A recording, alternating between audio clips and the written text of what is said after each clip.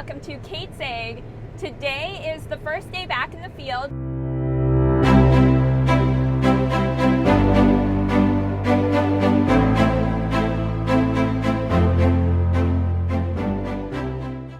We had 2 days off because we got rained out. We're questioning whether it's still too wet to go today. Our moisture is around 15%, which is way too high to put in a normal bin. You want to keep your wheat's moisture level around 12 if you're going to put it in a bin that's not an air bin. This is all going in an air bin, but as my dad said, the straw is just like rope going through the combine. So the combine does something called thrashing, which means separating the kernel from the rest of the wheat and the covering and the chaff, and then it puts the kernel in the grain tank and sends the rest out the back. But your combine still has to process all of that. So I'm going 2.4 miles an hour right now, and we're just not sure. My Uncle Chris plugged up his combine. He was just radioing. It's really having a hard time with this damp wheat. So I have a funny story this morning because my dad got his new combine, the 9870 STS, which is basically exactly the same as this one. The only difference is that it has dual wheels on the front, so 2 wheels on each side rather than just one.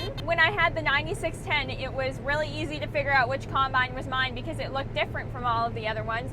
Now all these combines look the same, so I look at the number on the side and I accidentally got in my dad's combine. I've started it up ready to go with all my stuff in it, and he comes up and says, "Kate, you're in the wrong combine." And I go, "Oh no." So now I have to look at the wheels and see which one is mine because I got in the wrong combine and I didn't even notice, which is pretty bad. We just started a new field. We got done with our other field right when it started raining, so that was super good, but we didn't road the combines out of the field because it started pouring. So this morning we roaded the combines to this field, which was just one field over, and we opened up some passes on the north side, and now we're on the southeast side of the field, opening up this part as well. It'll be interesting to see whether we can keep going or not because the combine seems to be having a lot of problems thrashing this damp wheat. You can even tell by the way the wheat is laying in the grain tank that it's pretty damp. Now it won't mold in the bins because we are putting it in an air bin. It's just a matter of whether this is good or not for the combine.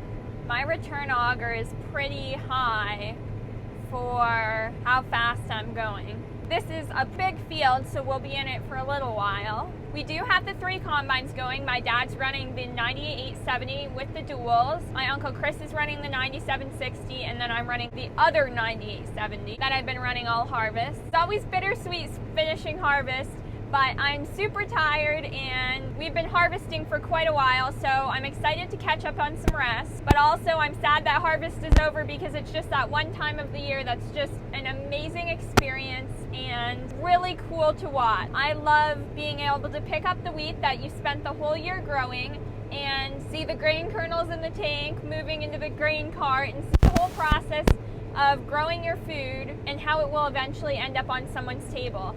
It's just really incredible. Our farm is located in Montana, and it was homesteaded in 1912 by my great-grandfather from Denmark. What we grow on our farm and what we're actually harvesting today is winter wheat, and it's a very tough kind of crop because we don't get a lot of moisture here at all, and we have a lot of windy and really cold days, so we have to be able to grow crops that are really hardy to the area. Primarily what we grow is winter wheat, which is what we are picking up today.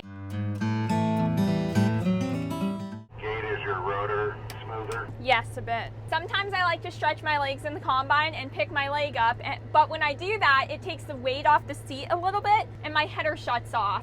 So it's got a weight sensor. Then I have to idle my machine down in the middle of the swath, turn the back on, turn the front on, and then rabbit button. Because I guess the combine thought I left the seat. My grain tank full buzzer just came on. Kate, there's some holes in this field you need to look for. They're gravel test bed holes. They didn't cover them up, so you don't want your head dropping off into one or your combine if you can see it. Okay, I'll look out for that, thank you. I think Uncle Chris is parked over on that side of the field. He's digging his header out. Oh, that's never fun. These headers... I'm just crossing over one right now. These headers hold a lot of wheat, and you don't even realize it until you have to dig it out, which I've never had to dig a header out. I've never plugged up a header, but I hope to keep it that way, although I think it may happen eventually. I hear my rotor stumbling even going 2 miles an hour. Your tank's looking pretty full, Dad. I only have a quarter window left in my tank, so. Oh my gosh, that's the cutest bird. Oh my goodness. I have to show you. Oh my gosh, look at that. How cool. It's a hawk.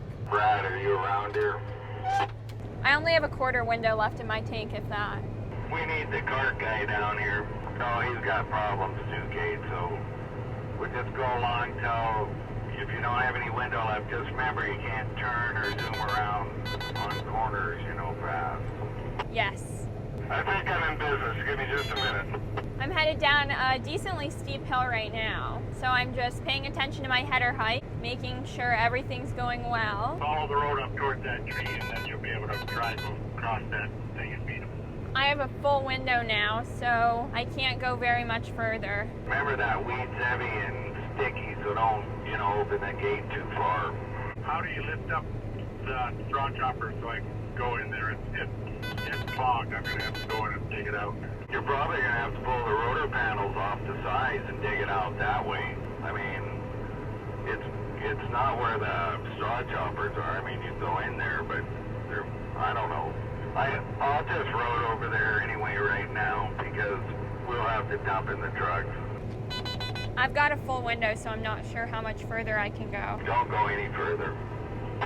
So I have to be really careful and smooth on my turns because when you've got a full window, you've got a lot of grain in your tank and you want to make sure that grain doesn't fall out. Give me just a minute. Oh, that could have been bad. I was speeding kind of down into a coulee and I've got a full grain tank, so I had to slow down there. Right, just sit there if we can get in there with combine. I mean, yeah, when you're, so we'll just dump in your truck where you're at, our cart. I mean, okay, so good.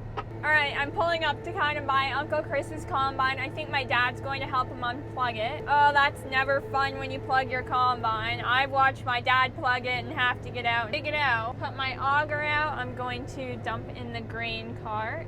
So now I am going to, I think, go and park the combine. I have to make sure I look in the mirror and I'm not turning around and hitting our grain car driver. Well, I guess I'll get to show you what it looks like when you plug a combine up. And plugging it up just means it can't process everything, so it just stops working. Idle my machine down. I'm going to put my parking brake on just because I'm on a hill and I don't want my combine going for a joyride without me. I just parked my combine and now I'm getting out to see Uncle Chris's plugged combine and what's going on. Hi, Dean. Hi, how's it going? I'm good, thank you. How are you? I'm alive. That counts. Yes, For well, that's something. wonderful.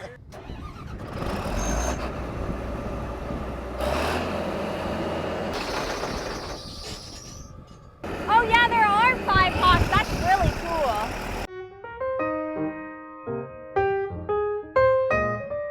This is all of the straw that was in the back of the combine. Hi, Darcy. Hi. How are you this morning? Okay. Just wait to get going. Yeah, Get it done with. definitely. Well, we don't have too much longer left. No, it's getting down there now.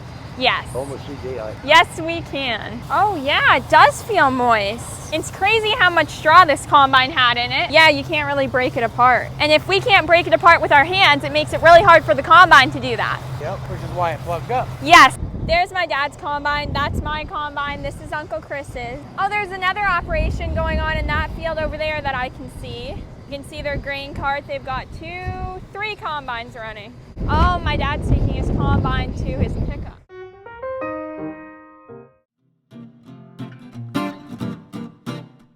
Shutting my combine off now. See Dad roading back up here in his combine. Bye, Darcy.